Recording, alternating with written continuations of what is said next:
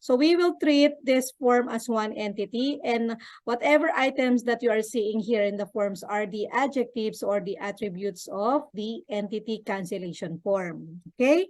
So how are we going to create the diagram using the CHEN'S notation? Kasi naka-indicate dito. Hindi siya naka-indicate, but we are going to use the CHEN'S notation. Okay, so we will just copy this first part of the form. Okay, copy natin. Since this is only one entity, so we have to create one rectangle here. Okay, and the name of that entity is cancellation form. Okay lang? Question dito, okay lang ba? Okay, so inside this cancellation form, there are several numbers of attributes, and the first attribute here is name. Okay, and name here, it is actually decomposed into two attributes, which is the first and last. Okay, name. So meaning, anong klaseng attribute to? Ha? Anong? Multi-valued ba to? Ha?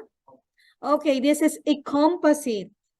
Okay, kasi yung composite attributes meaning you would be able to decompose, okay, the value of the main attribute. Okay? So lagay natin dito name. Okay lang? And then under name, meron siyang dalawang sub-attribute, okay, which is first and last. Okay lang? And then we have to insert, okay, the line connecting to name. Okay? Then another line from name to cancellation form. Question. Okay pa? Wala bang problema dyan? So we have here a composite attributes. Okay, we're in name. We decompose the name into first and last.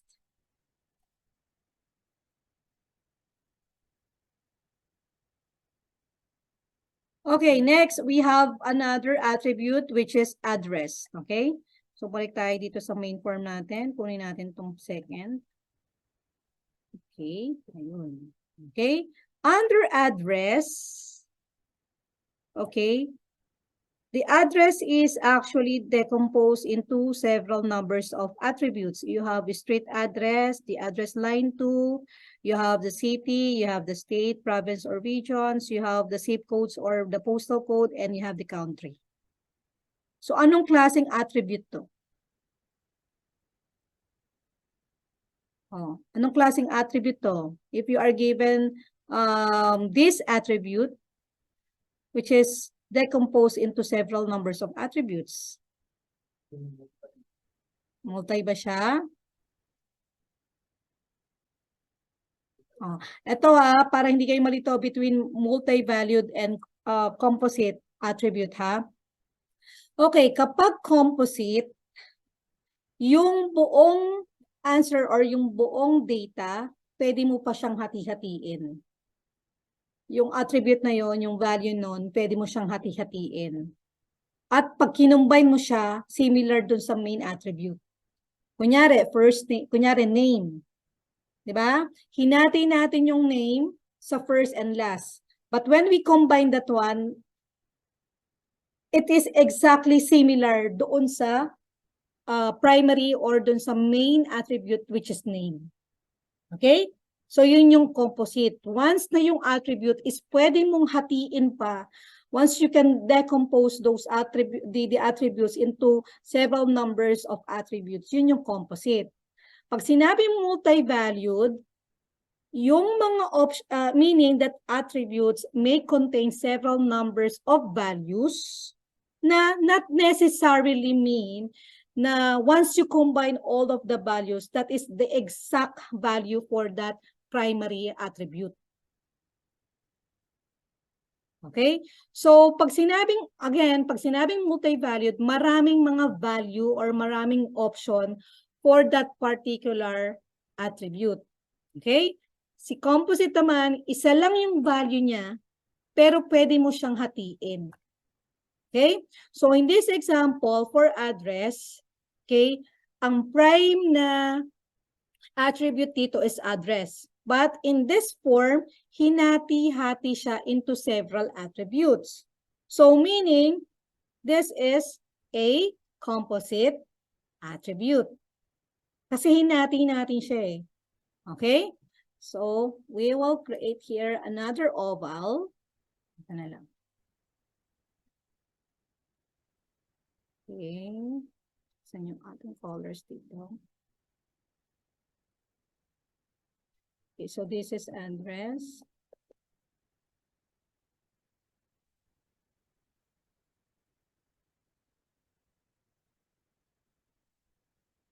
Okay, and then how many? 1, 2, 3, 4, 5, 6.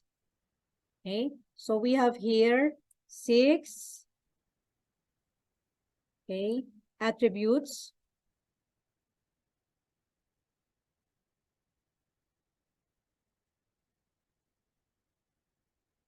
Okay, first one is the street. Okay, second one is address 2. Okay, next is we have city. Then next we have state. So you may choose any of the following term. You can use a state, province, or region. So anyway, pareho lang naman yan. Or you can choose postal or zip code. Okay.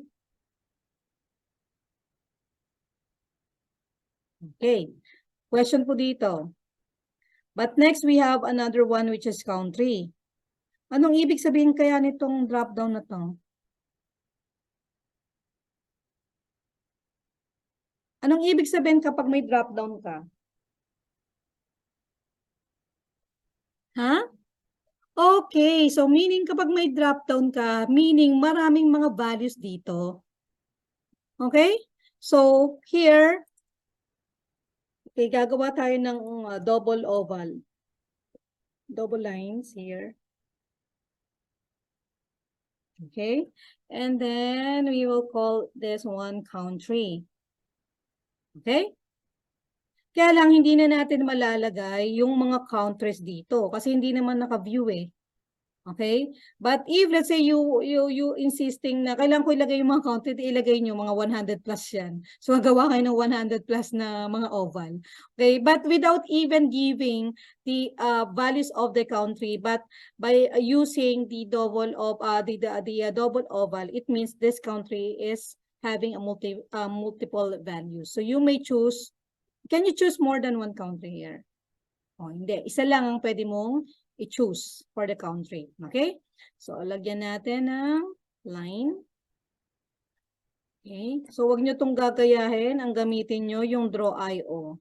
Okay? So, for the sake of presentation lang, ito yung ginamit natin. But use your draw.io or other applications na mas madaling gumawa ng ganito.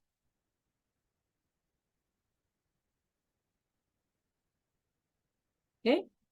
And don't forget to create, okay, a line that connects the entity, cancellation form, and the address. Kasi kapag hindi nyo nilagyan niya ng line, so it means itong address na to, that's not the attribute of the cancellation form. Okay, so we're done with the address. Okay, next we have email. Okay. So, anong klase to? Anong, what kind of attribute is this one?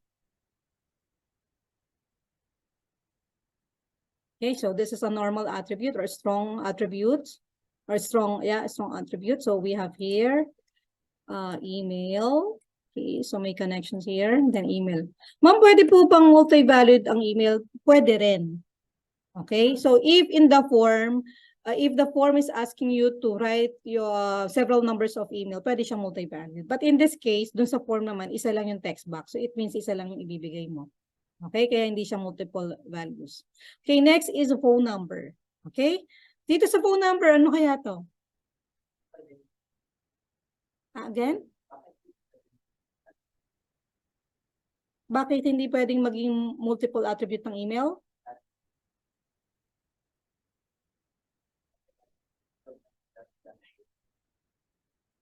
I mean, week.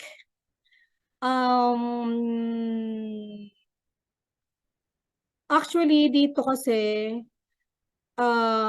ito kasi yung contact method nung system or nung company on how they are going to contact you. So, ito yung one way to contact the customer. So, that's why this is also strong. Strong attribute siya. Okay, but basically yung mga weak attributes, makikita mo rin siya sa mga weak entities. Kapag weak entities, syempre expect mo yung mga attributes nun weak din. Pero kasi ito strong yung entity natin, which is the cancellation form. So basically, most of the attributes here are strong. They are required. Okay? Next, for the phone number, okay? So anong mapansin nyo rito? Ano kayang klaseng attribute to? Okay, composite. Okay? Kasi dito sa number natin, hinati-hati niya, oh. Although, walang nakalagay na pangalan, use your common sense na lang kung ano kaya yung ano nito. Or ano yung, you just search kung ano yung mga possible values nitong mga number sign na to. So, it could be a country code, area code, and then phone number. Okay? So, kayo na lang bahalang maglagay nung item name dyan. But in this case, composite value to or composite attribute to. Okay. Ma'am, possible po ba na hindi siya composite attribute? Possible kung ang ginamit niya is isang text box lang. So it means kung isang text box lang, okay, kinumbay na yung country code, yung area code plus the phone number, kinonsider as one. Okay, so it means hindi siya pwedeng i-decompose. But in this case, dinecompose niya. That's why we have the composite. Okay? Yun, dapat marunong din kayong magbasa ng form because sometimes kapag nagpapagawa ng mga systems yung mga businesses or companies, they're not going to give you any rules or any documentation na nagsasabi kung ano yung process nila, but instead they will be going to give you the form. And based on the form that they are using, you will create a database, you will design the database. Okay, so yun yung ganun yung mga sometimes na or mostly yun yung nangyayari because that form is actually one way for the company to communicate with the consumer or users. Okay? So by giving you, kumbaga mas madaling sabihin sa inyo ano ba yung process ng system, mas madaling ibigay na lang sa inyo yung form kaysa ikwento. Kasi dun sa form, dun pa lang sa form, malalaman mo na kung ano yung process. Kasi like for example here, we don't have any business rules. There's no problem here, but we are given a form. And based on the form, we will be able to create an ERD. Tama? Okay. So for here, for the phone number, okay, so we have here phone number. Okay.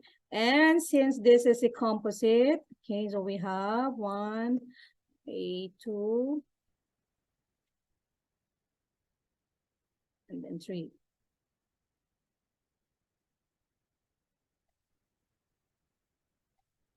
Okay, so we have, okay, country code, okay, area code, and phone number.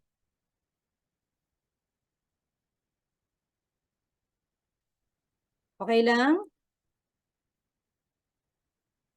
Okay lang kung saan nakuha yung mga country code. In-assume lang natin to kasi walang naka-indicate doon kasi purong mga number signs yung naka-indicate doon. So we just assume that the three attributes that belongs to phone number attributes are the country codes, area codes, and the phone number. And next we have the membership number. Okay? Sorry, I forgot to include the line going to the phone number. Okay, so we have to include here the member. Okay, so anong napansin nyo dito sa form na to? Yung membership number nasa dulo, no? Dapat usually nasa top siya eh. Okay, ano pa yung napansin nyo dyan na wala sa form? Wala yung date. Tama? So usually, yung mga transactions kasi you need to put date. Kasi yung date na yun yung nag-specify kung kailan nag-transact, kailan nag-cancel yung subscriber natin. Without any date here, then we would not be able to know kung kailan siya nag-cancel, kung hanggang kailan yung payment niya. Kasi may mga subscription na fee to. Okay? So we have the membership number. Okay? So if in case there are some attributes na wala dito and you think that those attributes are necessary, okay, you are actually free na ilagay yon kasi it's necessary. Like for example, yung date, okay, required yon. So you have to put date here. And then dito sa design ng form, okay, pwede rin kayong mag-suggest doon sa company na, sir, dapat po kasi yung membership number nandun po sa taas kasi yung membership number is considered as the primary key. Okay? That would be the unique identifier for that particular subscriber. Kasi dito sa subscriptions kasi, it depends on the business rule. May mga cases kasi na, for example, meron tayong subscriber, okay, tapos nag-cancel siya, ika-cancel na rin natin yung number niya. So it means forever nang deactivated yung number. Tapos kung babalik siya to subscribe again, bibigyan na naman natin siya ng panibagong number. Pwedeng ganon. Okay? Or pwede rin naman na nagpa-subscribe yung subscriber, okay, meron siyang membership number, then nagpa-unsubscribe siya, let's say nag-cancel siya ng membership, okay, but instead of canceling the membership number, i-deactivate lang natin. So once he come back, okay, to subscribe again, ang gagawin lang natin is gagawin lang natin active yung number. Okay? So, dun sa mga process na yon, it depends dun sa system, it depends on the company. Okay? But those are the possible scenarios. Okay? Kaya dito, laging mag-iisip, ano bang possible na gawin nung business? Ano ba yung possible na system? Kasi basically, yung system, maraming nag-offer ng the same. No? Maraming businesses na similar. But in terms of process and rules and regulations ng mga business na yon, okay, they are actually having different rules and process. Okay? Kaya I am telling you that this is the possible scenarios. Okay? So we are done with the membership number. Okay, let's move with the another attribute, which is, okay, the reason. So sabi dito, please indicate the reason which describes your need to cancel the membership. Okay, anong klaseng attribute to?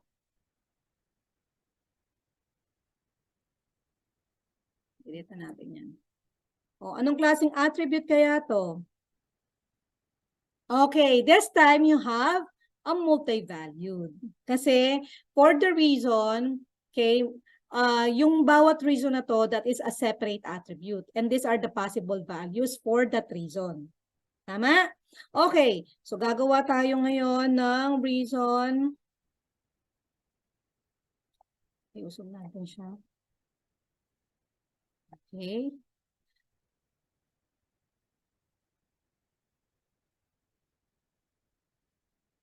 Okay, so yan natin siya ng pangalan, reason. So if in case you have another term or another attribute name, there's no problem on that as long as na it would best describe the purpose of the attribute, ha?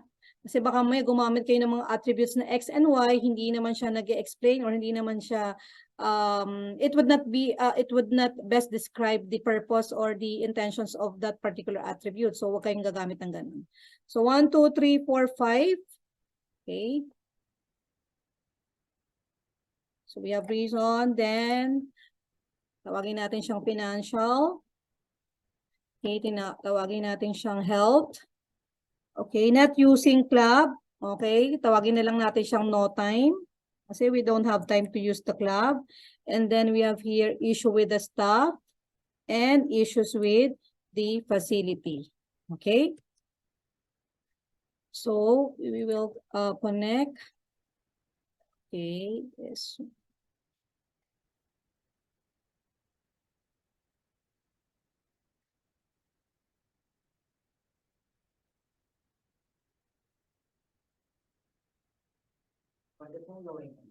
Ha?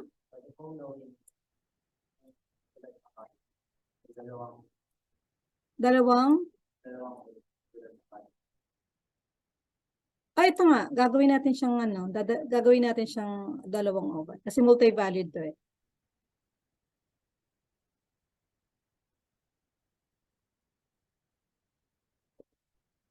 Okay? So, nakalimutan natin.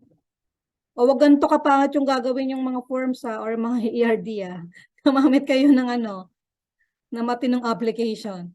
Okay? And next, we have another attribute which is comments here. Okay? So, magdagdag tayo ng another comment here. Okay? Pahin natin yung... Sabihin nyo, si ma'am, tinuruan kami pangit na ERDO. Wag ganyan. Wag nyo itong gayahin. Okay? Okay lang? Comments here. Okay, so we are done with the comments. And then let's move with the last part. Okay, how would you best describe your experience with us? Anong klaseng attribute to?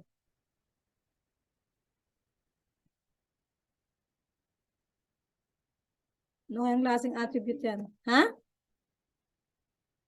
What kind of attribute is this?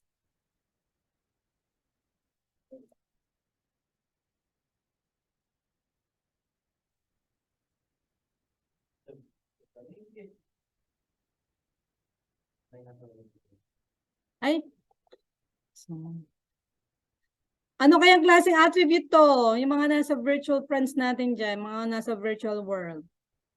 O, anong klaseng attribute?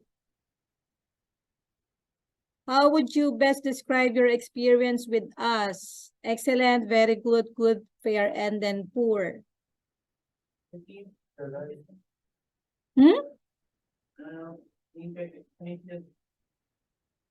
Which one? Rating.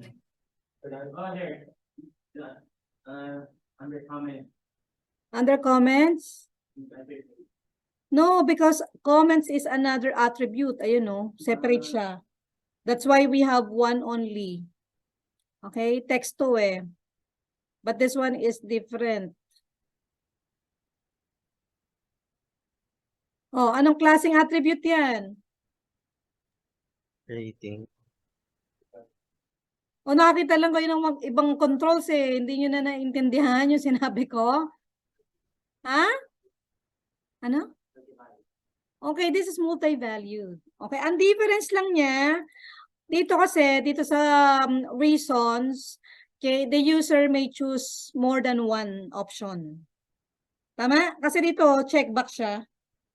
Okay? Pero dito, itong option na to, or itong control na to, isa lang yung pwede mong piliin dyan. It's either excellent, very good, good, but still multiple valid siya. It means yung attribute na yon, marami siyang value, pero magkaiba lang siya ng tawag dito, nung rule, kasi for this control, you may only choose one option. But for the checkbox, you may choose more than one option. So similar with the country, isa lang din ang pipiliin dyan sa control na yan. Okay? So meaning we have the multiple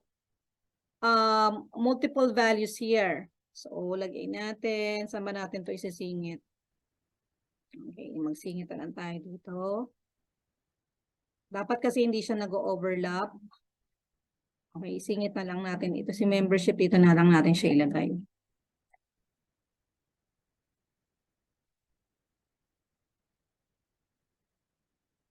Okay? So yun ano. And then we have here experience. Okay, since this is a multi-valued pala. Yan. Okay? Kaso hindi na siya kasya. So what we are going to do is we will add another slides here. Tapos i-copy ko tong sa experience. And then, okay, gawa ako ng ilang yon, ilang values to. 1, 2, 3, 4, 5. Okay? 2, 3, 4, 5. Okay, so we have excellent. Okay, we have very good, and then we have good, fair, and poor. Okay? Then we have to include lines. Okay. Gawa tayo ng lines.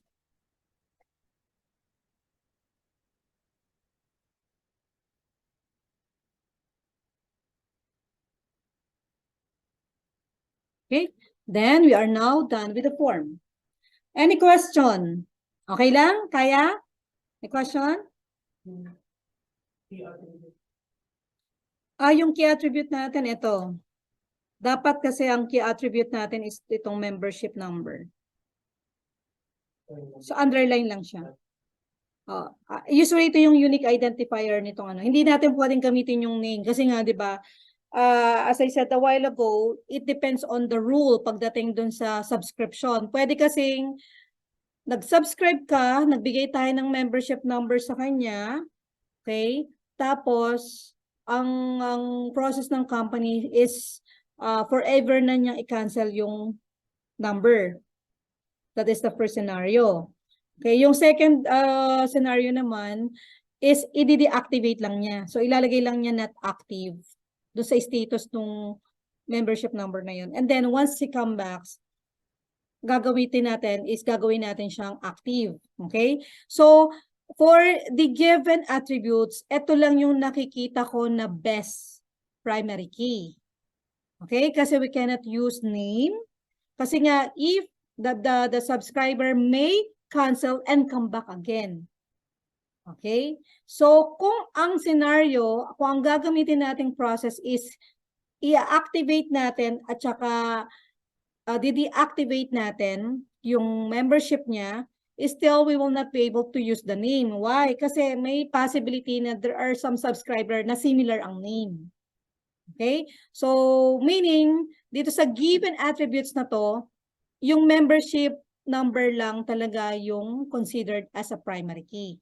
But in terms of our form, pwede kayong mag-suggest dun sa company na, sir, dapat yung membership number hindi nasa dulo, kundi nasa taas. Kasi that is the unique identifier of that particular subscriber. So dito pa lang sa form na to, pwede nyo na itong okra yan, pwede nyo nang magbigay kayo ng feedback kasi may mali dito. Okay? And of course, yung date. Wala rin siya.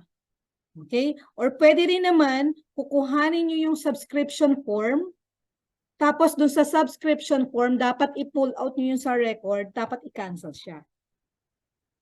Pwede rin yun. So, hindi na kayo gagamit ng cancellation form. Okay? Pwedeng ganon, and then directly, ika-cancel nyo yung subscription. Kaya lang dito, sa cancellation form na to, ang kagandahan dito is, there are some reason, you would be able to ask the subscriber, what are the reason why they are canceling? Kasi based dito sa answers nila, once you generate a report, you would be able to know, bakit pa maraming nagka-cancel? Ano ba ang reason nila? And based dun sa report, kaya para maraming nagka-cancel kasi they have issue with the staff. Okay? Kasi doon sa subscriptions natin na form, wala dong reason why they want to cancel. We will just pull out or we will just deactivate the subscription form.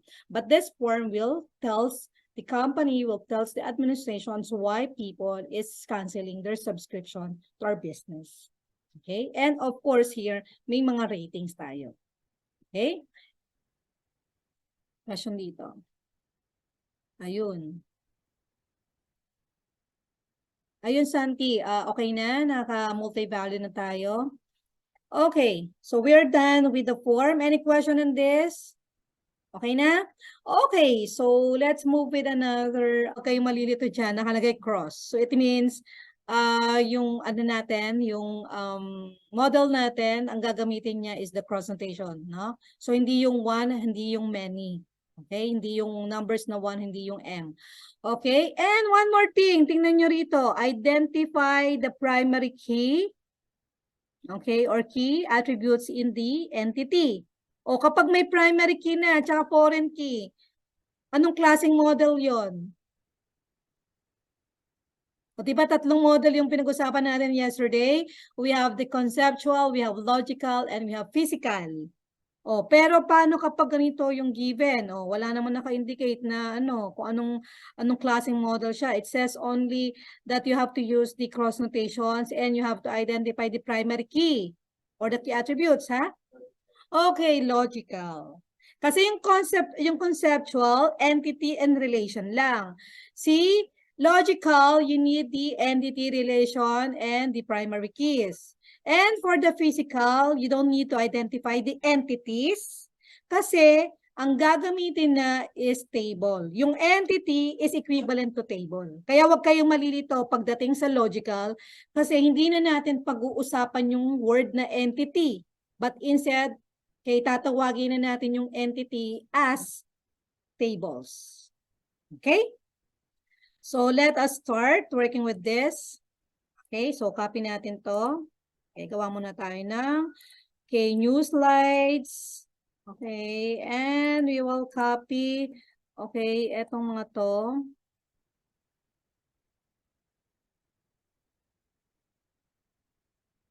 Okay, so by the way, before we start our ERD, okay, last time or last lecture, I told you that you have to follow the steps in writing your ERD. Ano ba yung una nating steps? Okay, the first step is to identify the entities. Second is the relation. Okay, yung relationship ng bawat entity. And then the cardinality. And then last, you have to identify the attributes. Okay, yan lang yung kailangan na steps ninyo para hindi kayo maligaw. Okay, so here given ang entities natin, so all we need to do is we will draw the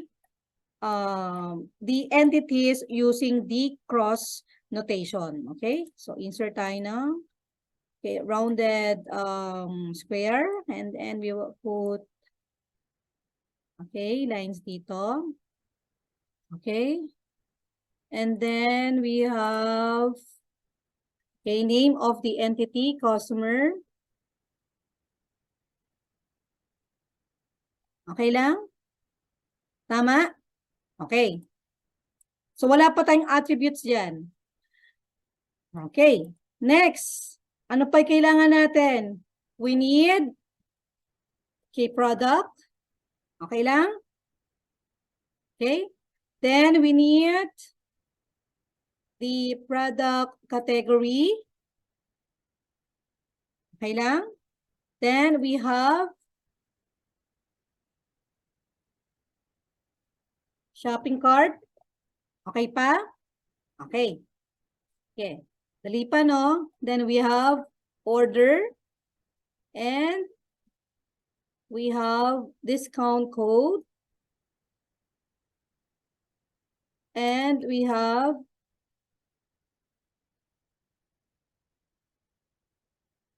payment.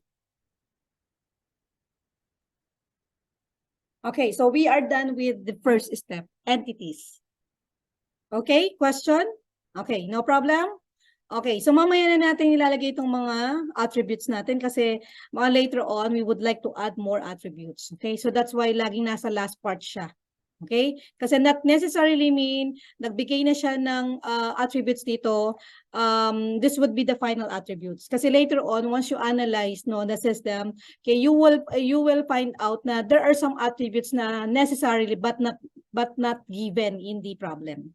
Okay? So, pag-iisipan nyo yan mamaya na may mga attributes na kailangan pero hindi naman nakalagay yung sa problem. So, wala namang problem doon. You have to add only the attributes name. Kaya nasa last part siya. Okay, ngayon, ito yung problem. Okay? We are done with the entities. Would you be able to identify the relationship? Ano kayang klaseng system to?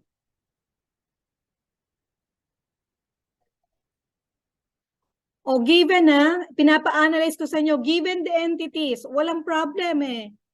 Walang binigay na problem. Binigay lang kayo ng attribute and then entities. Ang question ko, ano kayang system itong ini-expect natin gawin? O kunyari, hindi nyo alam yung online shopping na may nakabasa na kanina.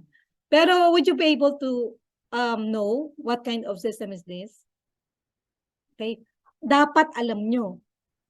Okay? Kasi maybe sa exam natin, I will be just giving you some entities and then I will be asking you what kind of system is expected or what kind of systems what kind of systems we're working with. Okay? So kailangan ma-identify nyo kasi ang daming system. Pwedeng inventory, advising, pwedeng enrollment, pwedeng purchasing, pwedeng ordering, related sa logistic, related sa medical, napakadami. Kaya i-identify nyo yung mga entities. And then, based on the entities, you would be able to know kung ano yung possible na system yung gagawin natin. Okay. So, this time, since nabasa nyo ng kanina online system to, ang question ko ngayon, would you be able to know the relationship between the entities without any rules? Ha? These attributes, attributes kasi mga adjectives lang to eh. Okay. Product at saka yung product at saka yung order connected. Okay. Okay. Actually, yon that's correct. Kasi ang ginawa niya, okay, by means of the attributes, he would be able to know kung ano yung kanyang relationship. And usually may relationship daw yung product at saka yung order kasi daw there is a common. Okay, so ginamit niya yung ruling natin pagdating do sa physical. Okay, physical model kasi 'di ba sa physical model, in order to establish relationship between the tables, there should be a common attribute. Tama? But in the physical and but in the logical and the conceptual, okay, basically makikita natin yung relationship by means of lines.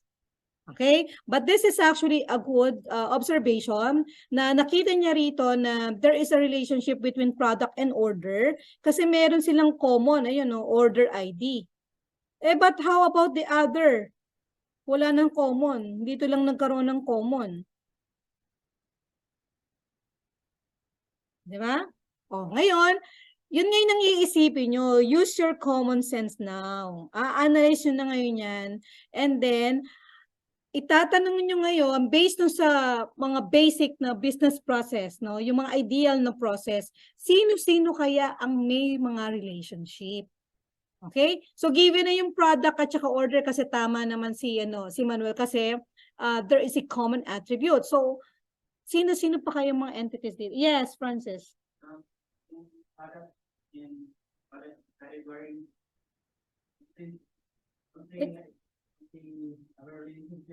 Okay, product and the product category.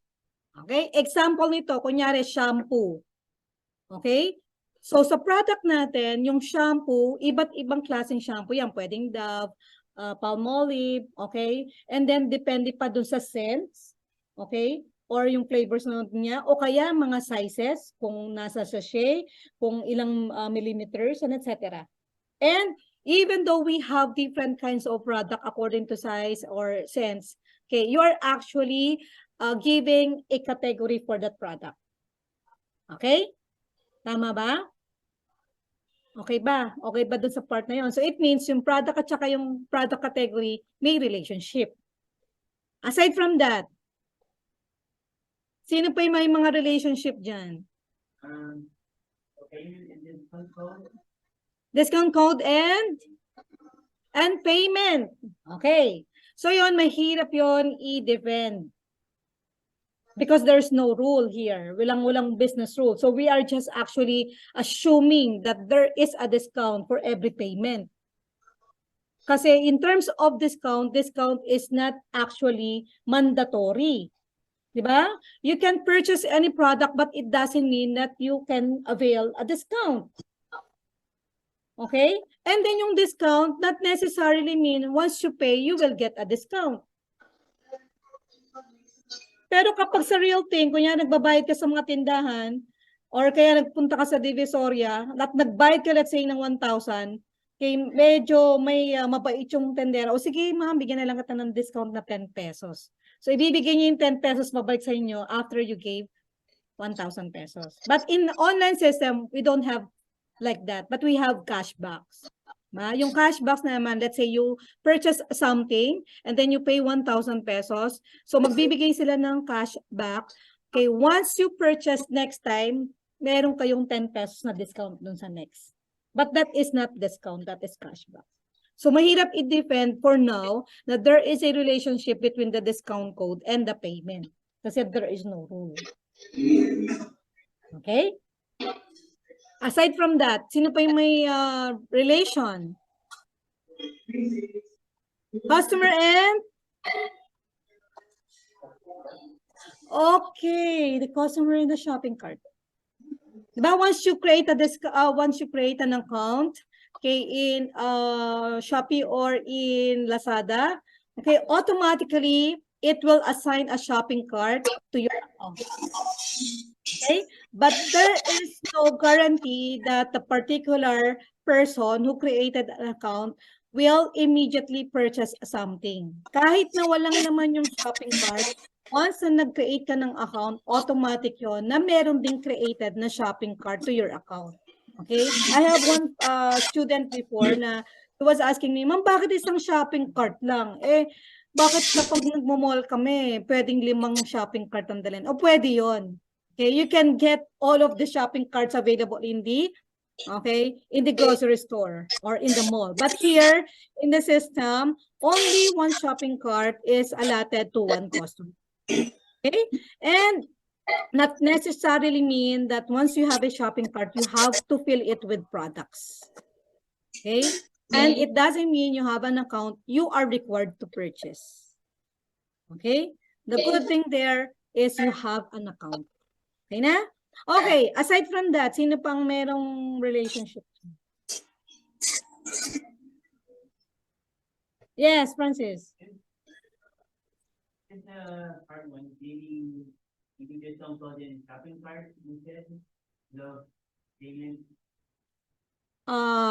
Okay, so sa discount code daw is mapupunta kay shopping cart.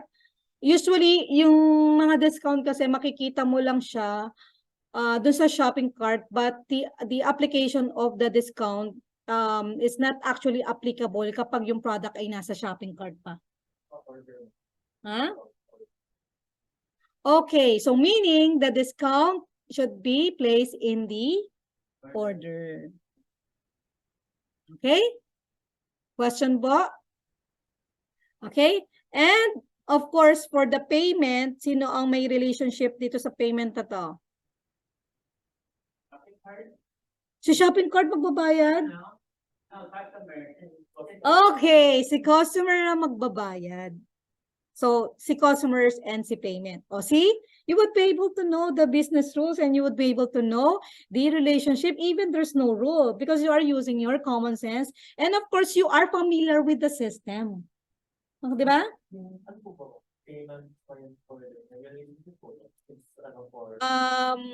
Supposedly, dapat meron. Pero let's see kung ano yung rule niya. Kasi pwede yon na magkaroon ng relationship dito. Okay? Pero pwede rin namang gamitin na bridge yung customer to make payment. Kasi magkakaroon ng relationship si customer tsaka si order. Kasi sino ba yung mag-order? Si customer. So may link sila, then we would be able to get the total of this through customer. So magiging bridge si customers dito. Okay? So let's go back to our business rule. Okay? Kaya ito yung problem nyo kanina, hindi nyo ma-identify. Kasi daw walang business rule. But if you notice, na-identify nyo naman yung mga relationship, no? So kasi may idea kayo dun sa system. Kaya nga 'di ba, the reason why I'm giving you so many examples dun sa previous lectures natin para magkaroon lang kayo ng idea na these are the possible system. Kasi kapag wala kang idea, no, pag wala kang idea dun sa sistema, hindi mo siya actually magagawan immediately ng business rules or you would not be able to identify immediately the relationship. Okay? So, good for you na alam nyo yung online shopping. That's why you would be able to understand the relationship. Okay? So, mali tayo dito. Kunin natin yung itong business rules.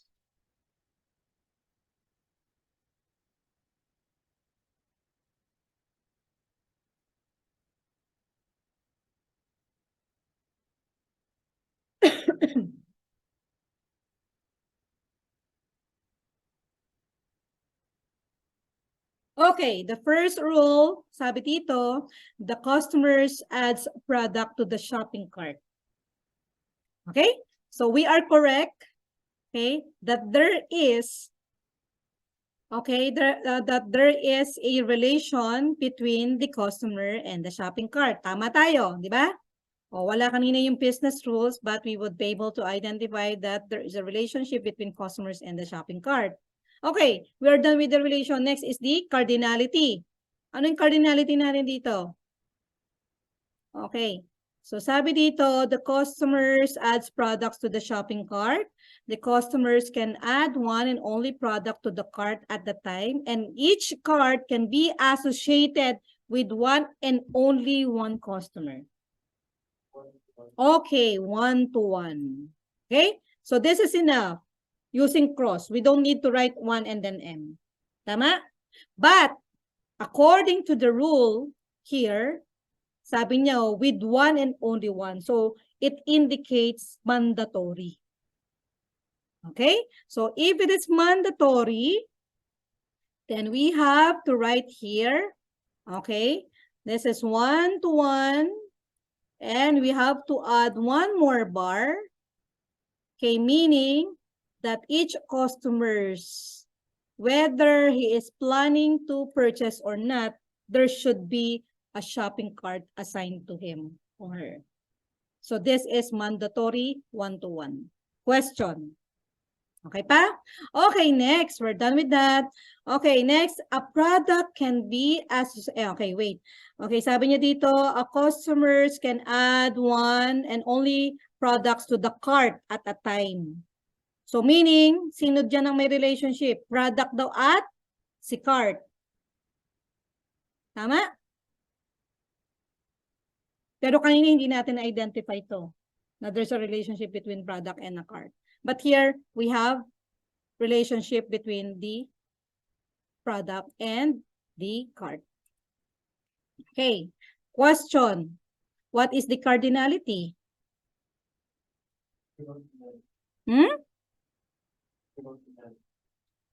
1 to? Okay, that's 1 too many. Okay? But optional.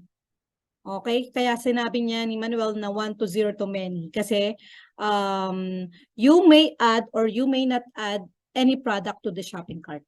Okay? And these products, whether it is one or many, dapat isa lang yung cart. Okay? So we have here, okay, so one cart which is also mandatory. Kasi kapag hindi siya mandatory, saan ilalagay yung product? Oh, may product ka, gusto mo ilagay, pero hindi naman mandatory na ilalagay mo siya sa shopping cart. So meaning, where are you going to put the product? So it should be mandatory. And we have here the many. Okay. O wag nyo itong gagayahin. Napakahirap nitong ginagawa ko. Mas madali dun sa Draw.io. Okay? And since you may add or you may not add product in the shopping cart, meaning this is optional. Okay lang? Kung bakit may bilog doon? Okay. Next. Okay, a product can be associated with one and only one shopping cart, while a shopping cart can have 0 or many products. So this is fine, okay? The shopping cart will start out empty, and it's always possible for the customers to remove all the products, okay, at any time. Okay, kaya siya 0 here. Okay, and then the product can be found. Tanggalin na natin to, we are done with this. Okay, the product can be found in the product category. Okay, so Francis is correct kasi daw si product, okay, it can be found in the product category. The question is, ano ang cardinality ng product at saka ng category? Many to many.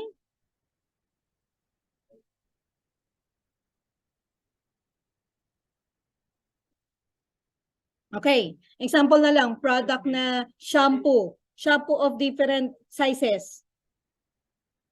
Shampoo of different sizes, ha? Okay. Will you assign those shampoo of different sizes into different categories? Oh, shampoo Palmolive, Dove. Iba-iba sila ng mga scents, iba-iba sila ng ml.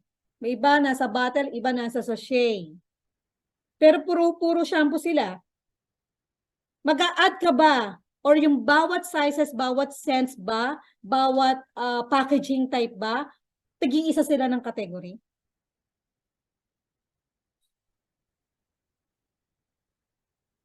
Mm. Iba-iba sila eh. May isa 5 ml, isa 10 ml, isa 300 ml, isa nasa sachet, isa nasa tube, isa nasa bottle. So, meaning ba bawat isang ano na yon, bawat isang sizes at scents na yon, eh, kanya-kanya sila ng category? O let's say, we have around 1,000 differences. Ibig sabihin, 1,000 categories? Okay, same category lang. Okay? So, even though iba yung mga sizes, iba yung packaging nila, as long as na similar sila, okay, we can assign one category lang. Like for example kayo, iba-iba ng year, iba-iba ng program, pero isang category lang kayo. Anong category nyo? Student. So, it means that we have many to one. Okay? So, here, okay, ano ba yun? Humaba. Okay, so we have many to one. Okay, may question pa ulit ako dito. Okay, tama naman, many to one, di ba? Okay, ang tanong ko, pwede bang mag-create ng category pero walang product?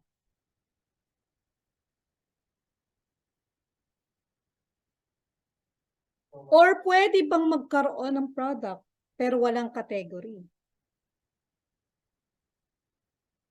O yung una muna nating question.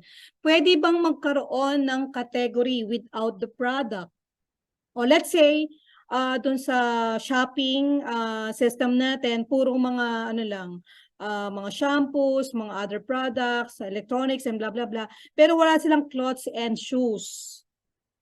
Okay? But there is a plan that the business is adding another category, which is clothes and shoes. Okay lang. Ang question ko, wala pang product eh. Walang products yung mga, sino ba naglalagay ng products? Diba mga sellers? Wala silang products na clothes and shoes. Paano ngayon yun? Pwede ba akong gumawa ng andon, clothes and shoes? Wala naman silang product na gano'n.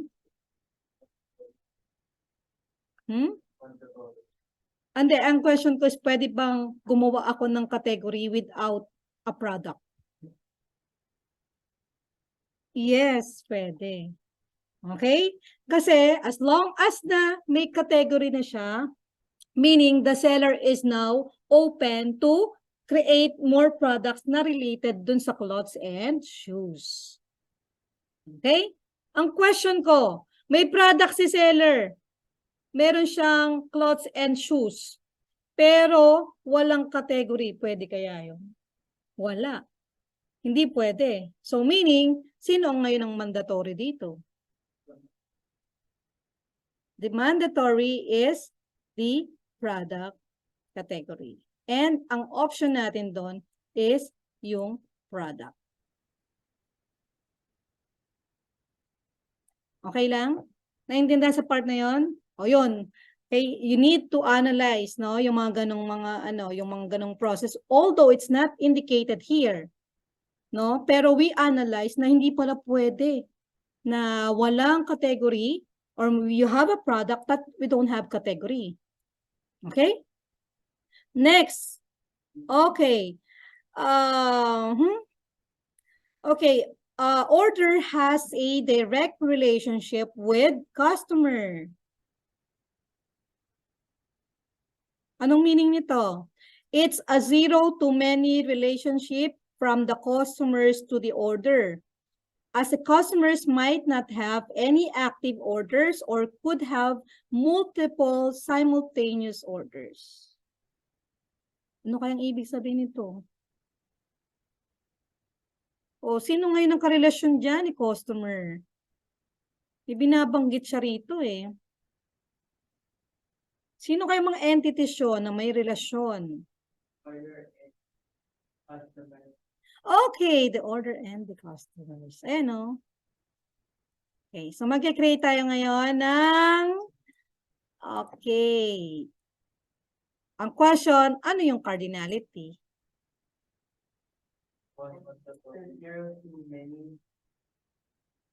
One to many, is it optional? Or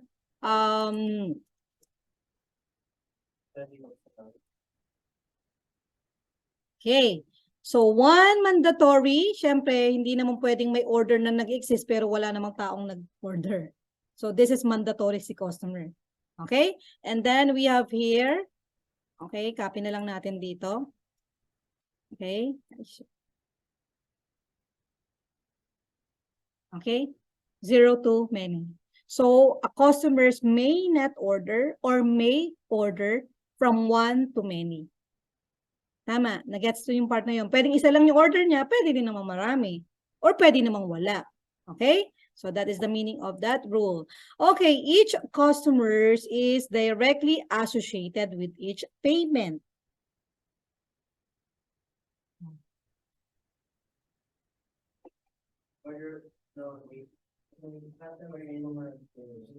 Huh? Customers and? Okay, customers and payment. So dito sa rule, wala siyang binanggit na there is a relationship between the payment and the order. Diba? Wala siyang binanggit. Pero let's see. How about the customers and payment? What is the cardinality?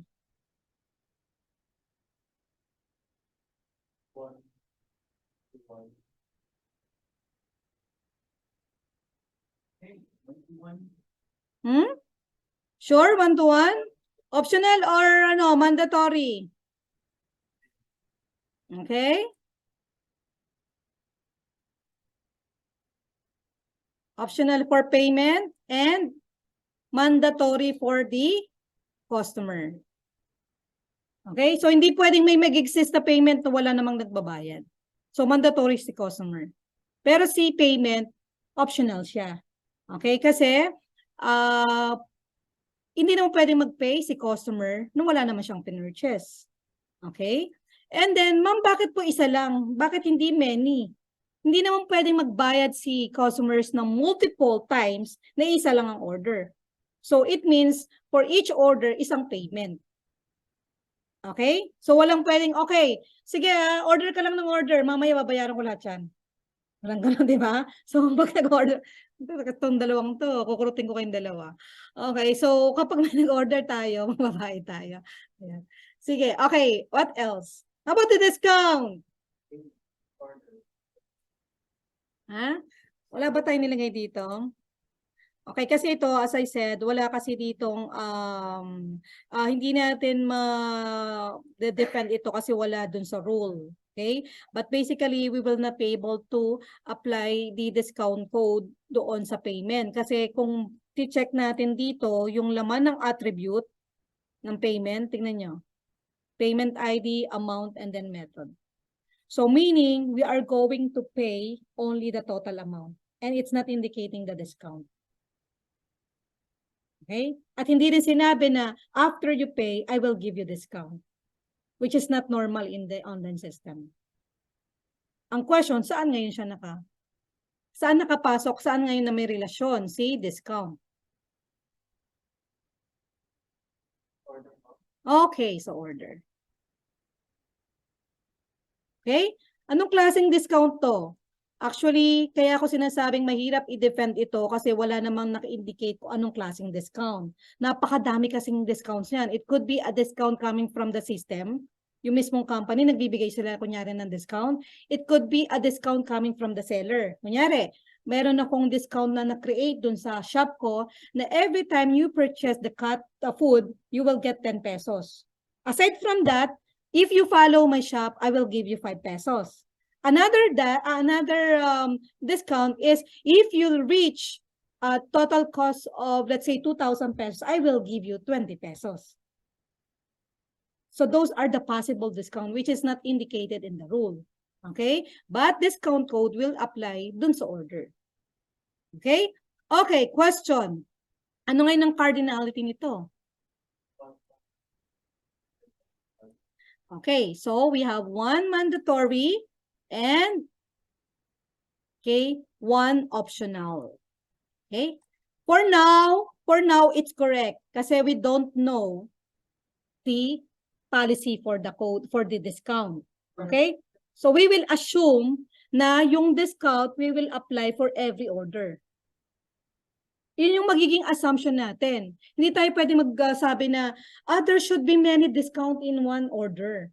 Pero ang pinaka-basic nun, kung may discount tayo, this will apply to one order lang. So kapag mag-order ka ulit at may discount pa rin, kasi dito may link eh. So it means for every order, may discount.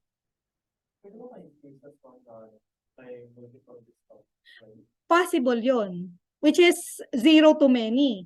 Kasi nga, katulad ng sinabi ko, okay, yung discount, it could be coming from the company, the discount may be coming from the seller. And then may discount pa, let's say mga 6/6, di ba? May mga cashbacks, maraming discounts na available, but it's not indicated here. But here, of course, ang gagawin lang natin, isipin natin is yung pinaka-basic na discount. And based dito sa ating ERD, this discount code will have a relationship in the order and we will assume that the discount will only apply for each order. And that discount is actually optional. So it not necessarily mean that you purchase something or you order something, you will get a discount. That's why we have here the option. Okay? Pero kapag sinabi sa business rule na an order may have several numbers of discounts, then you have here one to many. Okay? Kaya nagbabago yung cardinality na yan based dun sa rule. Okay? Pero nga dito sa business rules, wala nga nakalagay kung saan may relationship yung discount code eh. We just assume here. And this assumption is actually correct. Kasi saan ba natin nilagay yung discount sa products? Silipin nga natin kung anong laman ng products. Oh, ang laman lang naman niya is product ID, product, and then total. Actually, itong ang total, mali pa to eh. Ano dapat nakalagay dito?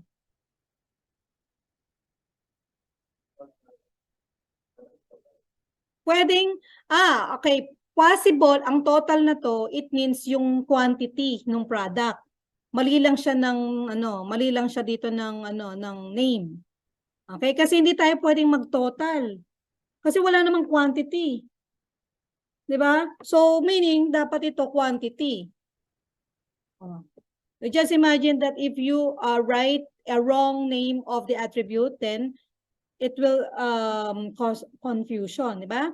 Okay, so okay na tayo dito? Fine na tayo dito? Good? O meron pa ba tayong namimiss na relationship na hindi naman naka-indicate sa business rule but there should be a relationship? Ano daw? Product order. Okay. So product and the order. Kasi nga, paano ka naman mag-order kung wala namang product na naka-link? Di ba? Ano babayaran natin dito? Para nag-apply ng discount. Wala na nga in-order, nag-bayad tayo.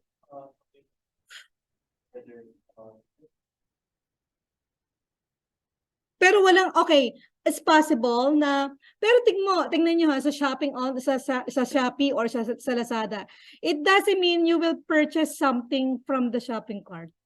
Minsan, di ba, directly tayo nagbabay? Wala siya sa cart.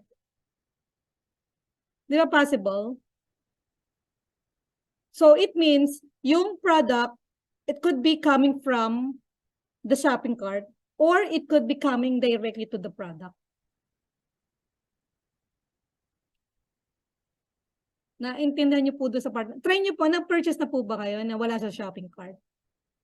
Anyway, kung nasa shopping cart naman yon, we would be able to still collect it, no? Kasi there is a bridge, no, sa customers. Ayun, no? Pwede pa rin siyang makuha. Okay? And then, so we have to add here product and the order. And what is the cardinality?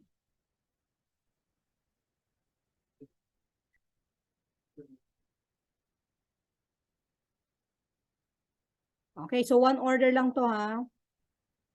Okay. Si product, optional ba to?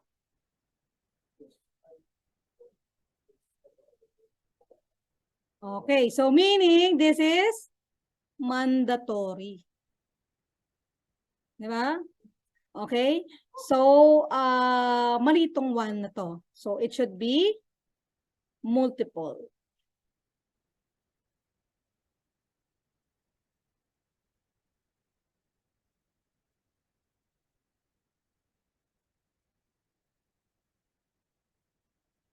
Okay? How about here? So, order. Siyempre, kapag may product, ha? Oh.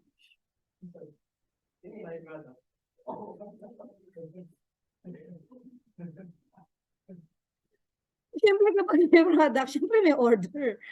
Ito lang sa shopping cart ang issue kasi meron siyang product but it doesn't mean in order mo. Di ba? Okay, actually, tama rin na kayo na pwede tayong maglagay dito ng connection. Kasi kung ang shopping cart, yung products dito coming from the shopping cart, i-direct natin sa order. Pero for now, we will not going to do that kasi wala naman dun sa rules. But it's actually correct na pwede kayong kumuha ng products from the shopping cart. Okay lang? Naintindihan nyo yung part na yon? Kaya na mag-exam? Ano? Kaya, hindi na kaya. Okay, so we are done with the relationships and the cardinality. We're done na. Uy, alam nyo, mahirap na to ha. Kasi ang dami nito, 2, 4, 6, 7. Yung iba kasing mga examples ko before, mga dalawa lang relation. Ito mahirap na to kasi 6 na to. Okay, pero yung project nyo, minimum of 10, ha? Ay, hindi. Okay, next, anong susunod natin? We are done with the cardinality. We still have 7 minutes. Okay, we need to write the attributes. Ma'am, bakit kasi siya sa huli? Kasi there are some cases na given dun sa problem, pero may mga attributes na importante pero hindi given sa problem pala. So you need to add. Kanya katulad itong customer's ID, ang naka-indicate lang is customer's ID, name, and then email. But there are other attributes na actually required. Diba? Okay, and then for the orders, okay.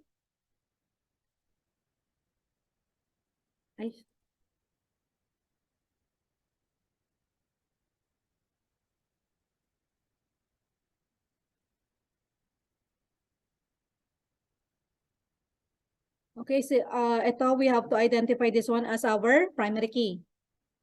Okay lang? Okay, dito kasi actually hindi naman importante yung foreign key. Kasi as long as na meron tayong lines. Okay?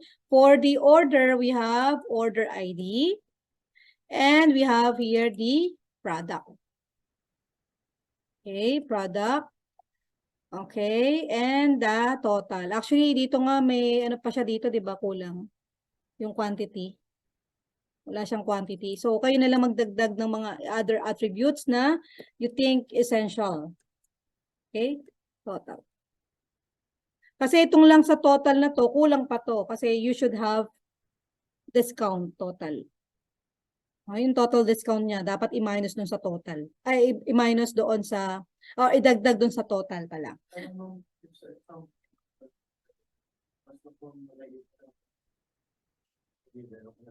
Basta kung ano yung required doon sa business process. Okay, pero kung hindi indicated sa business process, pero dapat nandoon siya as basic no process, dapat it should be included in the markings. Kunyari nakalimutan niyo, wala naman sa business process, but that is required.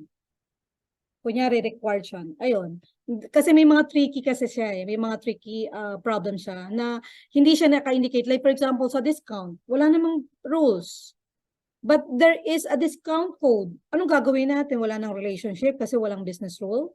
So you have to find ways. You have to formulate business rules, okay, na magko-connect dun sa ibang entity. At ilalagay mo yun dun sa business rules as your evidence na eto, the reason why I made connections between order and discount code because this is the my business rule or yung assumption ko na business rule.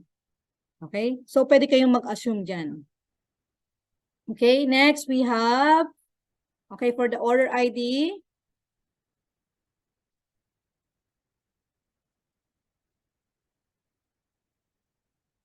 and then for the shopping cart, asan to? Okay. Ato, katulad nitong shopping cart, sabi niya product ID, product name, quantity, and total. Kung product ID to, pwede ako maglagay ng 5 shampoo na 100 ml. Kung gagamitin natin ang product ID as the primary key for shopping cart, meaning we have a duplicate copy. Duplicate product ID. Kasi 5 shampoo yung nilagay ko dyan eh. Ha? Saan? Yung product ID, that's a foreign key for product.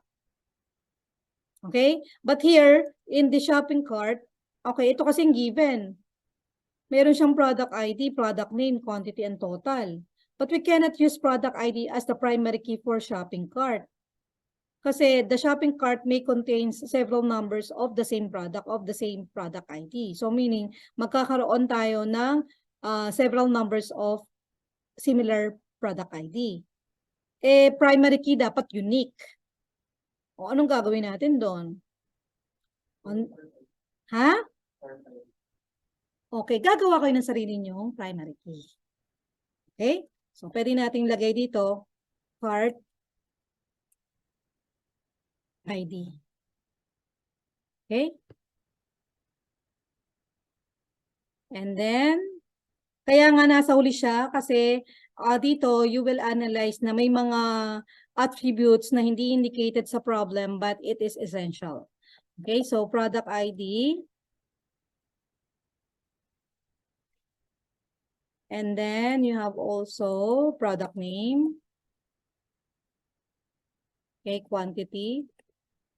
And then total. Okay, for the product category, okay, anong nakalagay dito? Okay, category ID. Okay, name. And ano yun? Description. Okay? Then, we have, okay, for the payment. Okay, ano yung payment natin dito? Okay, we have payment ID. Okay, amount.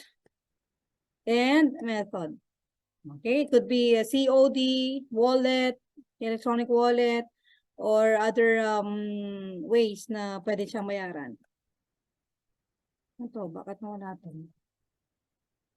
Okay, for the product naman, okay, for the product, we have order, bakit order ID to? Dapat product ID to, di ba? Okay, and product quantity. Okay, and then quantity. And for the discount code, okay, we have, okay, discount code ID.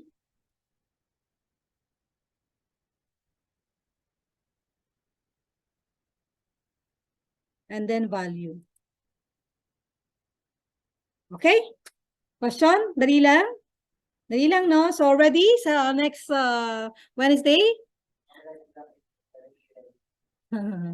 Okay, so that would be the end of our session for today. Okay, for my students in the virtual world, okay, please don't forget to sign here. Ito.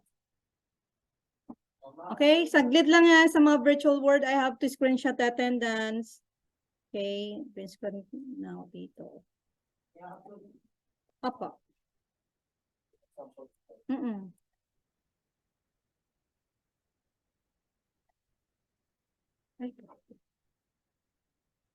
Okay, so I'm done with the screenshot. Okay, so if you don't have any question, that would be the end of our session for today. And please be ready for our FA 1.1 next week, Tuesday and Wednesday.